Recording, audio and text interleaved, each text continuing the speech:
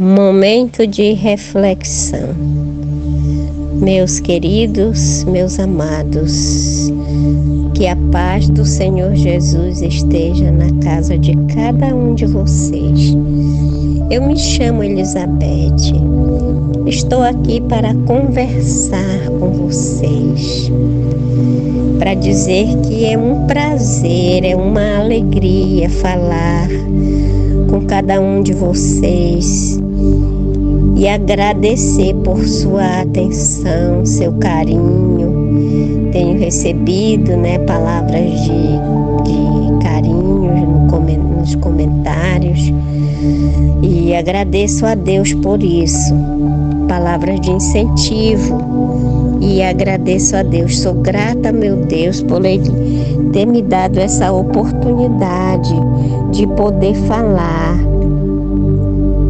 O meu intuito é falar para você e que Deus abençoe você ricamente com essas palavras. Eu sei que eu sou muito pequenina, estou longe de ser uma pessoa, não tenho cultura, não tenho leitura, mas eu tenho um desejo muito grande, uma sede muito grande do conhecimento da palavra de Deus. Estou longe de ter uma eloquência como eu ouço, eu vejo os pregadores assim no YouTube, eu admiro muito. Eu almejo tanto, eu acho tão lindo ouvir falar da palavra de Deus, eu me emociono só de falar. Como é maravilhoso, como é precioso ter conhecimento da palavra de Deus. E eu me alegro tanto, sempre eu volto ao mesmo assunto, A palavra do Senhor, porque ela para mim, ela me enriquece. E eu estou aqui hoje para falar da palavra do Senhor para todos, enfim, porque prudência, paciência, tolerância, diligência, essas coisas boas, tanto faz ser para mulher como para homens. É muito bom para o cristão ser prudente, ser paciente, ser diligente, ser cuidadoso. Então aqui no livro de Provérbios 14:1 diz assim: toda a mulher sábia edifica a sua casa, mas a tola derriba com as suas mãos. Como é que uma mulher derriba a sua casa com as suas mãos? E como é que uma mulher edifica a sua casa? Você edifica a sua casa cuidando das coisas de dentro da sua casa, cuidando da economia no seu lar, fazendo de tudo para que nada seja destruído dentro da sua casa, zelando pelos seus filhos, pelo seu esposo, zelando por tudo, sendo diligente, sendo boa dona de casa. A palavra do Senhor já nos ensina que as mais velhas ensinem as mais jovens a serem honestas, boas donas de casa, amarem seus maridos e seus filhos. Uma boa esposa não é aquela que toda coisinha que acontece, coisinha boba, às vezes dentro de casa, ela não corre e já vai contar para o marido, não. Porque às vezes o marido chega cansado do trabalho, afadigado, ela vai logo dizendo: o menino fez isso, o menino fez aquilo, o outro brigou, e às vezes causa contendas até entre vizinhos, porque por causa de briga de criança, de mulher que não tem prudência. E nós temos que ter essa prudência, nós temos que ter a paciência, nós temos que saber quando nós precisamos contar sim as coisas de dentro de casa para o seu marido, você precisa contar, mas tudo na calma. Deixe ele chegar em casa, esfriar o corpo, tomar um banho, fazer a sua refeição. Geralmente, um jantar. E aí depois você fala e tem que saber como é que você vai falar. Quando você está zangada, fique calada, porque senão você vai falar coisas que não é do agrado de Deus, que vai também trazer discórdia dentro da sua casa, seja com seus filhos, seja com seu esposo, seja com sua mãe, com seu pai, com quem for. Quando você estiver assim aborrecida, ore e fique calada, depois você vai conversar. E mesmo assim, quando seu esposo estiver zangado, quando ele estiver com raiva, você ouça, fique calada, depois você vai e explica para ele: olha, não é assim, foi assim, assim e tal, foi assim que aconteceu. Então nós precisamos ser prudentes, ter a nossa prudência, ter o nosso cuidado e saber esperar no Senhor. Saber esperar no tempo certo. Devemos ter sim as nossas ações, ter atitude, não podemos ficar de braços cruzados esperando não, mas tem coisas, como eu sempre falo, tem coisas que o Senhor é que resolve, tem outras coisas que são para nós resolvermos. Aquilo que nós podemos resolver, então vamos agir, vamos resolver, vamos fazer o que é para ser feito, mas quando não é para nós, então é para o Senhor. O que é para o Senhor é Ele que vai fazer. Não adianta você ir fazer porque não vai dar certo. Não é para você, é para o Senhor. E na sua casa você tem que ser aquela pessoa mediadora entre seus filhos e seu esposo. Quando seu filho quiser fazer uma coisa que você sabe que não vai ser do agrado do seu esposo, não permita que ele faça. Não deixe seu filho fazer nada escondido. Porque quando a gente faz algo que é escondido, quando a gente omite alguma coisa e deixa o filho da gente fazer algo errado, depois pode trazer sérias consequências, né? Jacó, quantos anos ele teve que fugir por causa de uma coisa errada que a mãe dele induziu ele a fazer.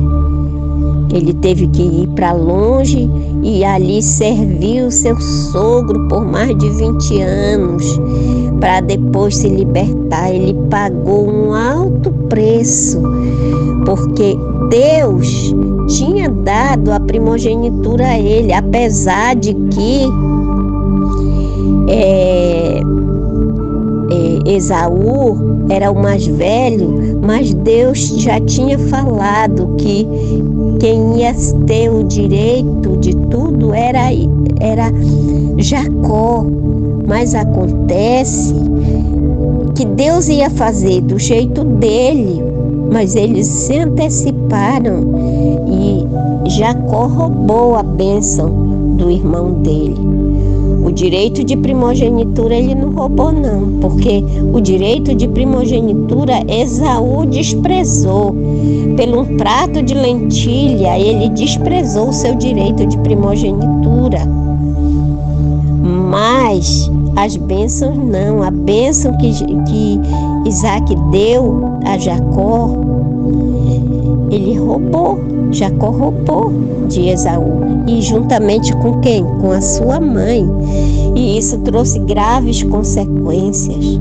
Então, se nós formos olhar na Bíblia, muitas mulheres imprudentes, muitas mulheres que faziam as coisas erradas, e a Bíblia registra tudo, a Bíblia não esconde nada não, porque família não é perfeita não.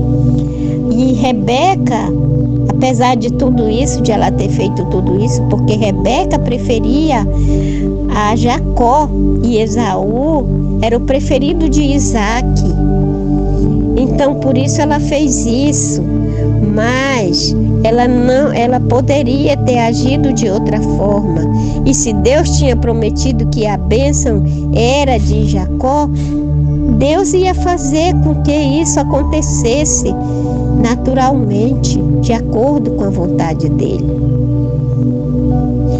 Mas enfim, a Rebeca e Isaac é um dos casais mais lindos, é um dos mais lindos casamentos que tem dentro da palavra de Deus, como foi tudo tratado, como Abraão pediu a Eliezer, mandou ele ir e sob juramento prometeu que ele voltaria com a noiva de lá da parentela de Jacó, da parentela de Abraão, né? Quer dizer, da parentela de Abraão, que Jacó veio depois, né? Então, ele mandou ali atrás daquela noiva para o seu filho. Foi tudo certo, tudo acertado entre a família, tudo de acordo com o que era da vontade do Senhor. Foi um casamento lindo. E dos 3 patriarcas, Abraão, Isaac e Jacó, o mais correto foi Isaac, porque Abraão teve a sua esposa, mas teve também a concubina e teve filho de outro casamento, de uma concubina, e depois ele enviuvou e casou com outra mulher. Mas já Isaac não. Isaac, ele casou, a única mulher que a Bíblia descreve que Isaac teve foi Rebeca. O casamento deles foi algo de Deus, foi algo lindo e maravilhoso, mas mesmo assim teve um problema na família, por causa da disputa dos irmãos. Então nós temos que ter a sabedoria para fazer tudo de acordo, não favorecer um mais do que o outro, fazer tudo pelos seus filhos de forma igualitária. Então, esse é o nosso papel. A mulher sábia, ela edifica a sua própria casa. Como? Sendo mediadora entre os filhos e o esposo, sendo zelosa pelaquilo que o marido coloca dentro de casa. Se bem que hoje em dia também a mulher vai para a luta e ela vai trabalhar também. E quando chega em casa, ela cuida também na sua casa. É a mulher diligente, assim que a mulher tem que ser dentro da sua casa,